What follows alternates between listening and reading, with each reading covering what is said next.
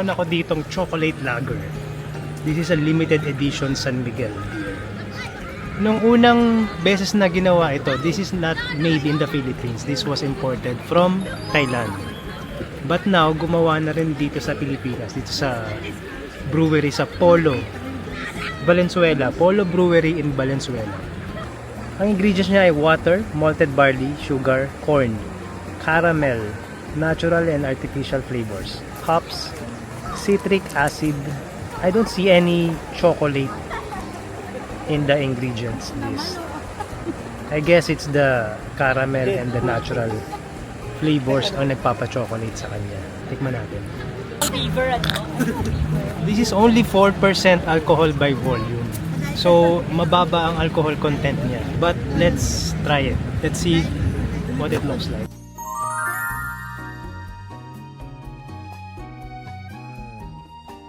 Okay, look at that.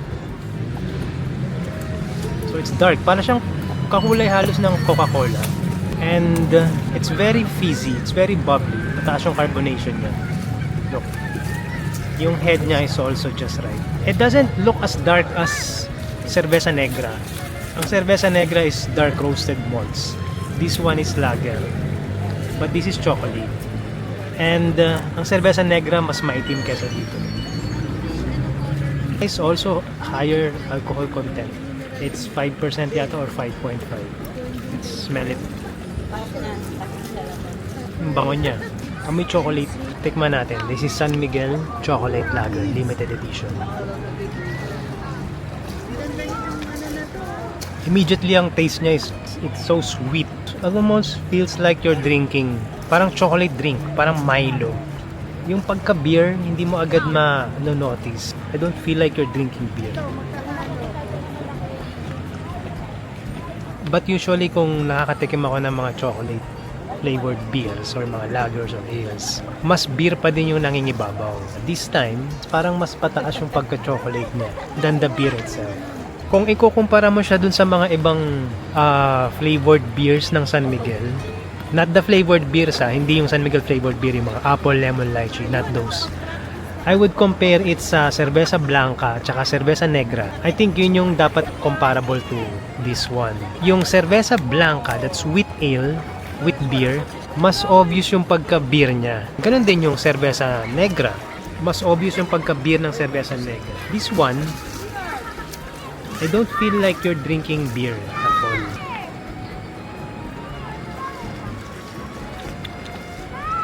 It's very refreshing actually. Pero after a while, makes me crave the taste of actual beers. Parang hinahanap ko yung totoong lasa ng beer.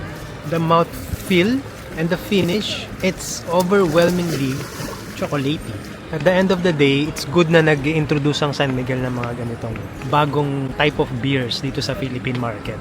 Para bumubukas din yung taste or yung palate nating mga Pilipino pagdating sa pagtikim ng mga beers. Para hindi lang yung usual Pale Pilsen or San Mig Light or Red Horse ang naiinom natin.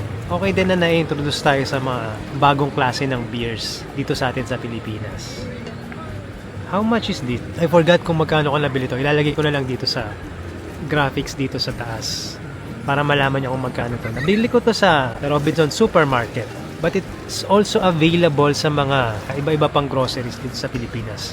Magandang distribution ito. When they introduced this last month, it's now November. They introduced this about September, October sa market. And people are really curious about it. And I'm glad people are trying this kind of new beers from San Miguel. Cheers. If you like this video, oh my god, so far. Medyo mahirap mag-video ng habang naglalakad kasi medyo mabato dito. I'm now in the middle of the river here at the preserve. Look at this. That's the river. And there's our camp behind me.